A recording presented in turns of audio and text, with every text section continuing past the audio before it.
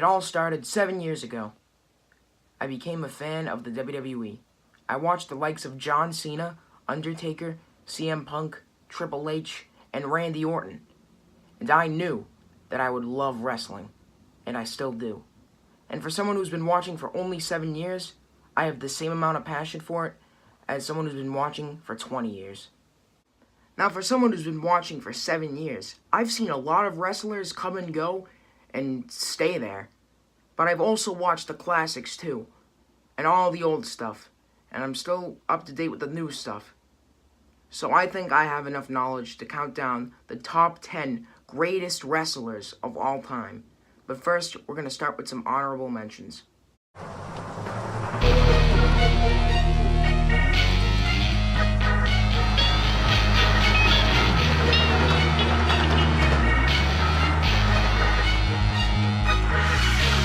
South niggas, stand up. Weak niggas, man up.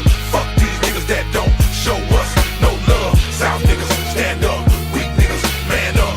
Fuck these niggas that don't show us no love. Be strong, be a man, don't lie, don't steal. Keep it real for as long as you live. Make money if it's the last thing you do. Don't. And without further ado, let's start the video.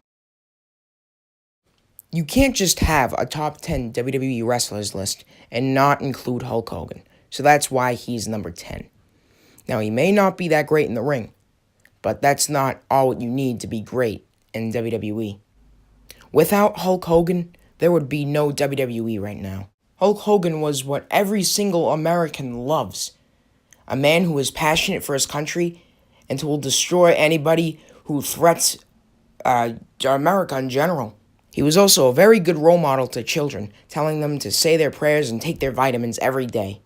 Hulk Hogan has so many iconic catchphrases like, brother, and what you gonna do when Hulkamania runs wild on you?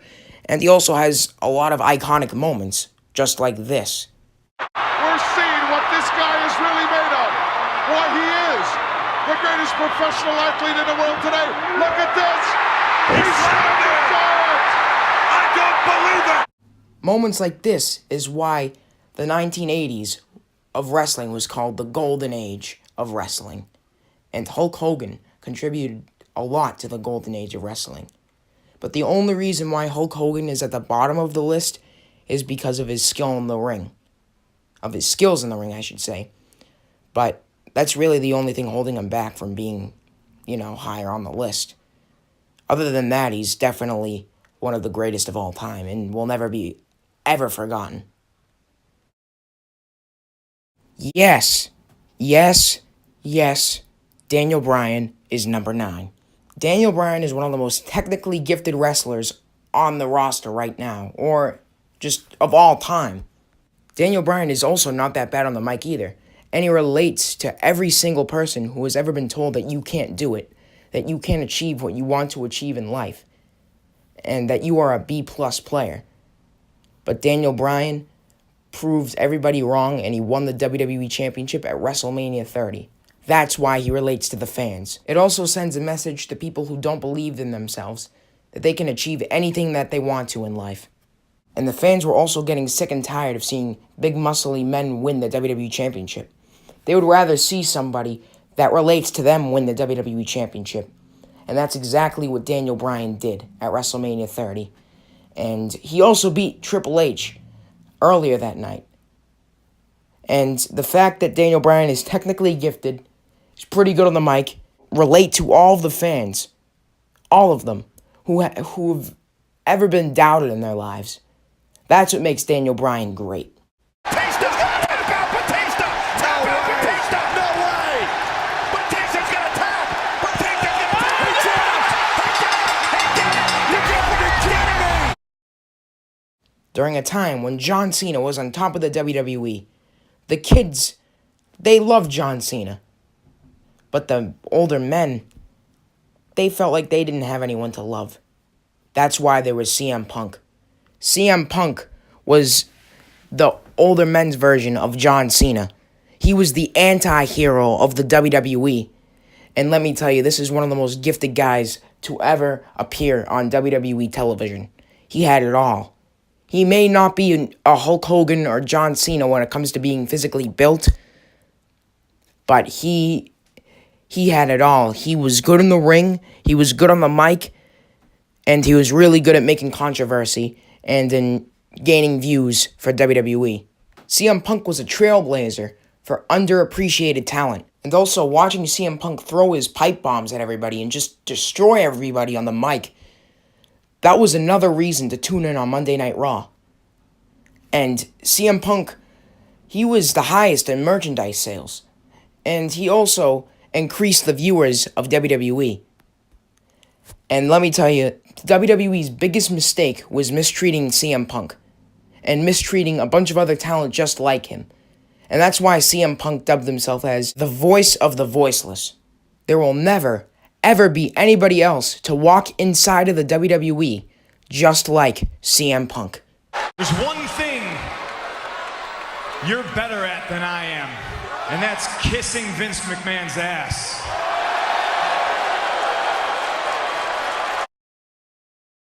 Right after the golden era of WWE, and when the fans started to realize that they didn't want big muscly men like Hulk Hogan. They wanted more than that. They didn't just want them to be big, and they didn't want them to be a real American. They realized they wanted technically gifted wrestlers like Bret Hart, and number 7 of this list is Shawn Michaels. He was the other technically gifted wrestler. Shawn Michaels has had a lot of great moments throughout his entire career. Like when he hit the Sweet Chin music on Marty Jannetty through the glass at Brutus the Barber Beefcake's barbershop. Also, like, being part of DX. Winning the WWE Championship at WrestleMania 12 against Bret Hart. And achieving the so-called boyhood dream. A retiring Ric Flair at WrestleMania 24. And both of his matches against The Undertaker at WrestleMania 26. All of these great entertaining matches. Shawn Michaels and Bret Hart were two of the reasons to sign in on WWE television during the time between the Golden Era and right before the Attitude Era started.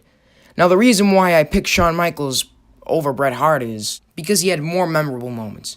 Now, don't get me wrong, Bret Hart has his fair share of memorable moments, but Shawn Michaels has been part of the WWE longer than Bret Hart. It was a very hard choice between the two, but I feel like I picked Shawn Michaels. No disrespect to Bret Hart. And also, his second run in WWE was probably one of the greatest runs in WWE history, having matches against the likes of Triple H, John Cena, and Undertaker.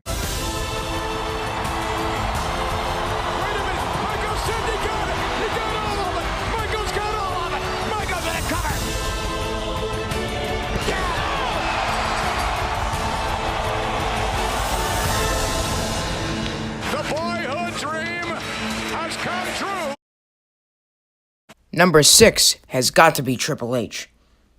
When his theme song came on, you knew you didn't want to with Triple H. Triple H is definitely the ultimate heel, the ultimate bad guy of WWE. He was definitely one of the biggest heels during the Attitude Era. And Triple H put on many great matches with the likes of Undertaker, Shawn Michaels, The Rock, and Stone Cold Steve Austin. Triple H was unstoppable from 2002 to 2005. He was the World Heavyweight Champion and absolutely no one could beat him. Until Batista happened, but he was the biggest heel and he beat every single comer that went towards his way. The only reason I rate Triple H higher than his best friend Shawn Michaels is because he's an absolute badass. He carries around a sledgehammer. What a beast! Let's get ready to suck it! There he is! Hey, wait a minute! What the hell? No! What is this? Triple H with a pedigree of Shawn Michaels! Now we're starting to get to the top of the list. The Rock was one of the 2 biggest wrestlers in the Attitude Era. The Rock is probably the best trash talker in WWE history. Since The Rock was one of the best trash talkers, that means he's really good on the mic. And his feud with Stone Cold Steve Austin during the Attitude Era was one of the, well, actually, not one of the, it was the main reason to tune into Monday Night Raw and to tune into SmackDown every single night during the Attitude Era. It was the rivalry that made the Attitude Era what it is. The Rock, without a doubt, is definitely one of the most famous wrestlers of all time. And like I've said, he had a really good rivalry with Stone Cold Steve Austin, and also another one of his good rivalries was with John Cena when he came back to WWE for the first time in I don't know how many years, but that was also very good. Also, without The Rock, one of the reasons to tune into WWE instead of WCW would be taken away from WWE. Without The Rock and other Attitude Era wrestlers, we would be tuning into WCW Monday Nitro every day instead of WWE Monday Night Raw. And also, his rivalries with Hulk Hogan and Triple H were also very good too. So let me get this straight. The WWE has gone from the powerful Austin 316 to the dominant and iconic, can you smell what The Rock is cooking? All the way to, you can't see me. You can't see me. What are you playing, peekaboo? You can't see me. I can see you. Can you see me? This man, number 4, Stone Cold Steve Austin, embodied the Attitude Era in its entirety. Stone Cold Steve Austin was just an ordinary guy who drank a lot of beer. And that, kind of resonated with a lot of the fans. I mean, maybe not the beer part, but the fact that he was just an ordinary man. And the fans can relate to that. But he wasn't like an ordinary man because he would beat the shit out of anybody who would get in his way. Stone Cold Steve Austin only cared about Stone Cold Steve Austin, and he wanted to be the WWE champion, and he would whip anybody's ass who thought differently. He would stunner the shit out of them. And this created one of the biggest rivalries between Stone Cold Steve Austin and Vince McMahon.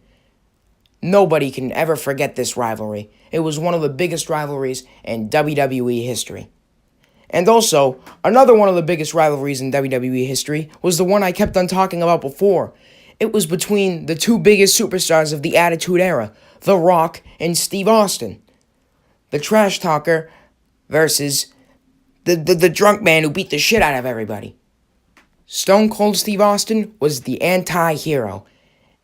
Fans loved him because it was either Stone Cold's way or the highway.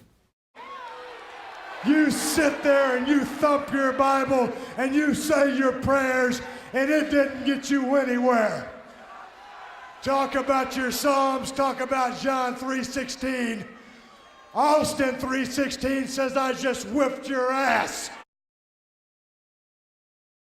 Number 3 is my favorite wrestler of all time, John Cena. In 2002, Kurt Angle held an open challenge to anybody to face him. And John Cena accepted it. And he said he accepted it because of ruthless aggression. John Cena would lose that match, but you could tell from that match there was something special about John Cena. In 2004, Cena had his Thugonomics gimmick, and he was the fastest rising star in WWE. Everybody loved Cena, and a year later, he would defeat JBL for the WWE Championship at WrestleMania 21. And then, a year later, people were starting to get tired of Cena. They loved him before, but for some weird reason, they were starting to get tired of him. That made Cena one of the most divisive figures in WWE history. No matter if people hated him or if they loved him, there would always be a passionate reaction when John Cena would enter the ring. I believe John Cena has become the most famous wrestler to ever exist. For the next Hulk Hogan, he was even better in the ring and even better on the mic than Hogan. And he was really good, even though a lot of people hated him. Some people just saw him as another stupid babyface Hulk Hogan being shoved down the throats, but really, Cena was pretty good in reality.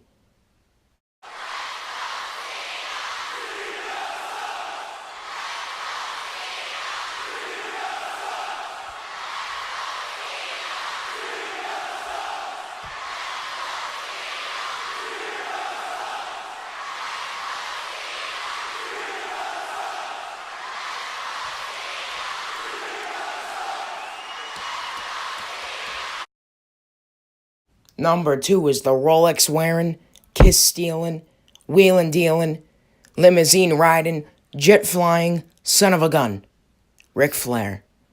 Now, he may have never wrestled for WWE when he was in his prime, at least, but in WCW he had great rivalries against the likes of Dusty Rhodes. And WWE says that he was only a 16-time world champion, but rumor has it that he's more than just that.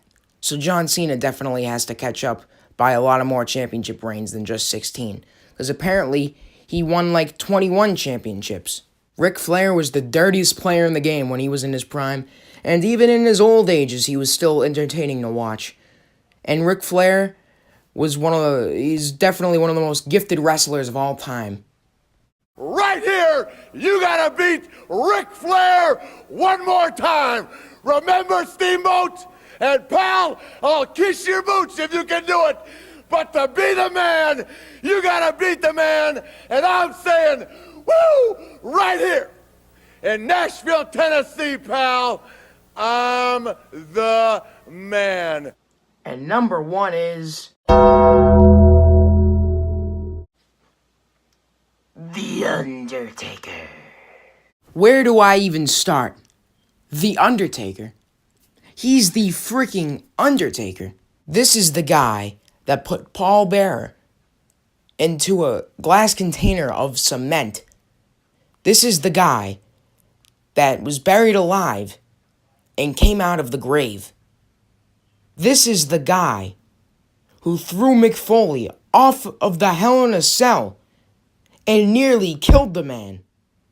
This man punches like Mike Tyson. He flies like Rey Mysterio. And he has the intimidation of Jason Voorhees. What else could you ask from a man? Every year, people tune into WrestleMania. But they always have one question, and they always tune in for one reason. When will The Undertaker be on? I'm watching WrestleMania because I want to see The Undertaker. Now, obviously, people who currently watch WWE don't watch it just for The Undertaker. But old fans who watch it, who used to watch it, tune in for The Undertaker.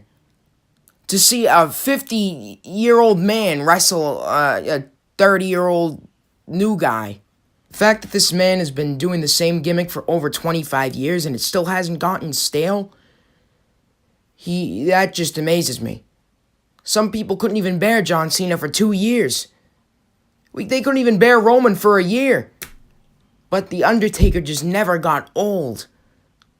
When Undertaker lost his WrestleMania streak at WrestleMania 30, you could hear the roar of the arena. And then as soon as that ends, it's pure silence. Everyone is sitting there in shock. As if the whole entire world has just gone silent. As if something horrible has just happened. It's truly an amazing sight. The dead man's 3 biggest rivals are probably his brother Kane, Triple H, and then Shawn Michaels. And both of his matches against Shawn Michaels were just phenomenal. And his first match with Shawn Michaels at WrestleMania 25 got a 5-star rating. That just goes to show how a 45 to 50-year-old man can still put on a good show. He does a better job than most of the new talent. And that's the magic of The Undertaker. That's why The Undertaker is the best WWE wrestler ever. He does not lose at WrestleMania. I don't think there's any way this match can be remembered other than the single greatest match of all time that stole the show. My dad would tell me about, Hulk Hogan and Andre the Giant. I'm going to be telling this story. The 3 gentlemen involved, arm in arm. There couldn't have been a better moment. It was just that feeling of, this is it. With what Shawn Michaels and The Undertaker have been through, and now with what Triple H and The Undertaker have been through, it is the end of an era. A standing ovation from 78,363. And a moment we will all remember forever.